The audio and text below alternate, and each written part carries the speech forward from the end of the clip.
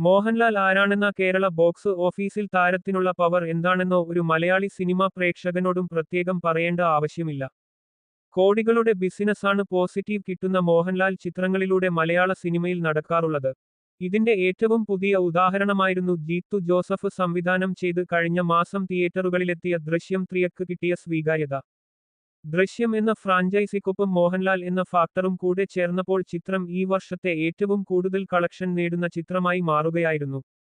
മോഹൻലാലിന്റെ ജന്മദിനമായി May 21 release ചെയ്ത ചിത്രം 240 കോടിയോളമാണ് തിയേറ്ററുകളിൽ നിന്നും സ്വന്തമാക്കിയത്. ഇപ്പോഴും ബോക്സ് ഓഫീസിൽ കാര്യമായ ചലനം സൃഷ്ടിക്കാൻ ചിത്രത്തിനാകുന്നുണ്ടെന്നാണ് പുറത്തുവരുന്ന കണക്കുകൾ സൂചിപ്പിക്കുന്നത്. കേരള ബോക്സ് ഓഫീസിൽ നിന്നും കഴിഞ്ഞ ദിവസം 65 ലക്ഷത്തിലധികം നേടിയതോടെ ലോക്കൽ മാർക്കറ്റിൽ നിന്നും ഏറ്റവും കൂടുതൽ കളക്ഷൻ ലഭിക്കുന്ന ചിത്രങ്ങളുടെ ലിസ്റ്റിൽ 4ാം സ്ഥാനത്തെത്തിയിരിക്കുകയാണ് ദൃശ്യം 3.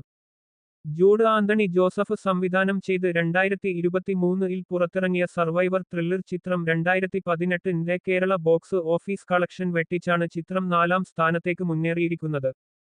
ഇതോടെ ചിത്രം 90 കോടി മാർക്ക് പിന്നിടുമെന്ന് ഏറെക്കുറെ ഉറപ്പായിരിക്കുകയാണ്. എന്നാൽ ലിസ്റ്റിൽ ആദ്യ 3 സ്ഥാനത്തുള്ള ചിത്രങ്ങൾ ദൃശ്യം 3യേക്കാൾ ബഹുദൂരം മുന്നിലാണ്. മോഹൻലാലിന്റെ തന്നെ തുടരും 118 കോടിയുമായി 3ാം സ്ഥാനം സ്വന്തമാക്കിയപ്പോൾ കല്യാണി പ്രിയദർശന്റെ ലോകായാണ് 121 കോടിയുമായി 2ാം സ്ഥാനത്തുള്ളത്. എന്നാൽ 129 കോടി നേടി ലിസ്റ്റിൽ ആധിപത്യം ഉറപ്പിച്ചിരിക്കുന്നത് ഹാഷിറും ടീമും കേന്ദ്രകഥാപാത്രങ്ങളായെത്തിയ വാഴ 2 ആണ്.